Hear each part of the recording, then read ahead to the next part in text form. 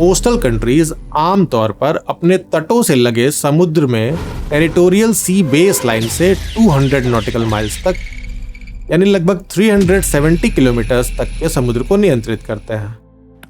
Main land के तट पर लो टाइड के समय जो ओशन की पोजीशन होती है उससे बेस लाइन को डिसाइड किया जाता है।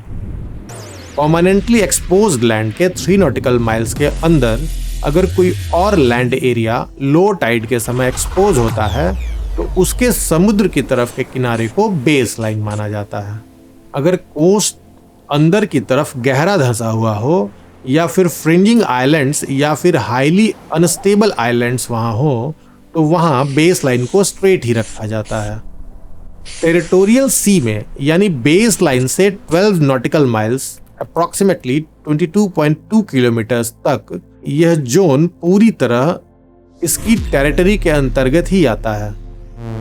इसके ऊपर का एयर स्पेस भी इस देश का अपना सॉवरेन एयर स्पेस होता है। इस जोन में देश के सभी कानून लागू होते हैं। इसके बाद कॉन्टिग्यूअस जोन में यानी बेस लाइन से 24 नॉटिकल माइल्स की दूरी तक इस देश के सिर्फ कस्टम्स, इमिग्रेशन और पॉल्यूशन कंट्रोल लॉज ही लागू होते हैं। यानी इस जोन में इस कोस्टल कंट्री के पावर्स लिमिटेड हैं। वहीं एक्सक्लूसिव इकोनॉमिक जोन EEZ यानी बेस लाइन से 200 नॉटिकल माइल्स तक इस कोस्टल कंट्री को एक्सप्लोरेशन और रिसोर्सेज मैनेज करने का एक्सक्लूसिव राइट होता है और दूसरे देशों को यहाँ से नेविगेशन और ओवरफ्लाइट की स्वतंत्रता होती है।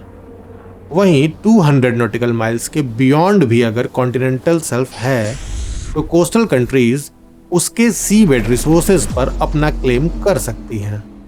कॉन्टिनेंटल शेल्फ बेसिकली कॉन्टिनेंट का वो हिस्सा है जो सी में डूबा हुआ है।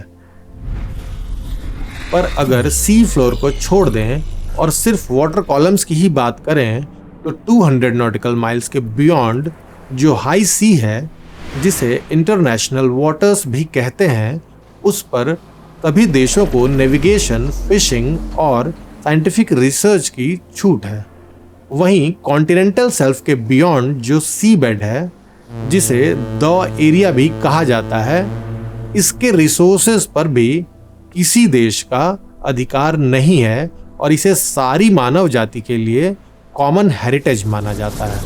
अगर 2 या अधिक देशों के बीच मैरीटाइम जोन ओवरलैप होता है तो उनके बीच बाउंड्री का निर्धारण बायलैटरल एग्रीमेंट्स या फिर जरूरत पड़ने पर इंटरनेशनल ट्राइब्यूनल या कोर्ट्स के द्वारा होता है।